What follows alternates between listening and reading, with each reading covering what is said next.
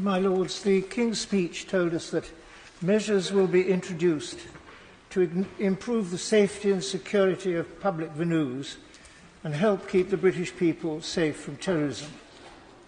My Lords, when we use the word terrorism nowadays, we usually mean Islamist terrorism. And MI5 tells us that Islamist terrorism is now the UK's most significant threat. And yet, my Lords, if we so much as try just to talk about Islam or Islamism, we are immediately accused of Islamophobia.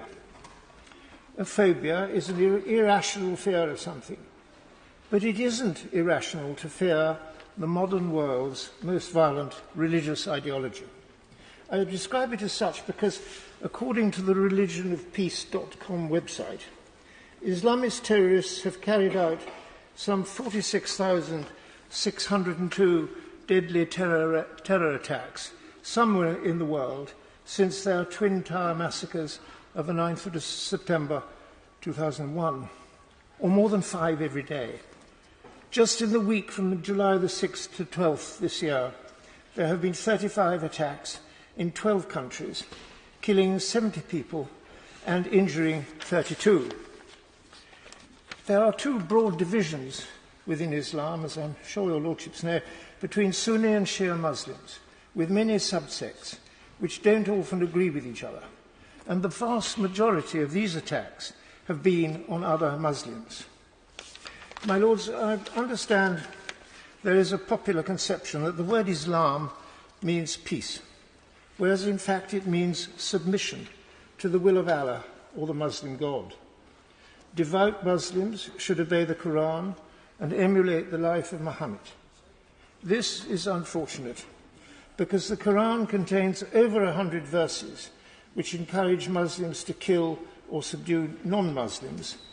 And in 627, Muhammad ordered the death of 600 Jews in one afternoon. The Islamists' view of this, my Lords, is that peace will be achieved when our planet is ruled by Islam.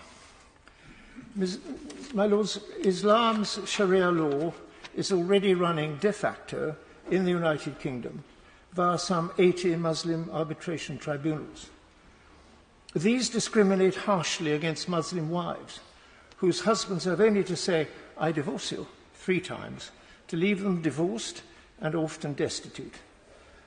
The Sharia allows Muslim men to have 4 wives at a time, most of whom are having at least 2 children. So the Muslim population is going up 10 times faster than our national average. On past trends, Birmingham and 9 other English local authorities will be majority Muslim by 2031. The radicals' plan is to wait until they can take us over through the power of the womb and the ballot box. Of course, my Lords, I pay tribute to the vast majority of Muslims in this country who eschew these tenets and live decent and helpful lives in our democracy. But we are left with the problem of what to do about the rest of them.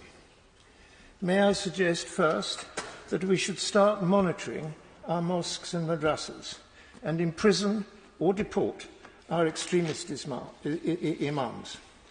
Second, we should encourage the licensing of imams before they can preach, as do other religions, including, I think, the Church of England. Third, the government should enact Baroness Cox's bill to give our Muslim wives the protection of our civil law. The bill has had 2 supportive second readings in your Lordship's House, but the government fears being called Islamophobic by our Muslim men, so won't support it.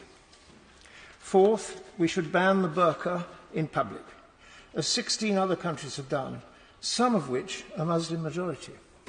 My Lords, Islam is a vast subject, and I cannot possibly do it justice in the 5 minutes which is our allotted speaking time.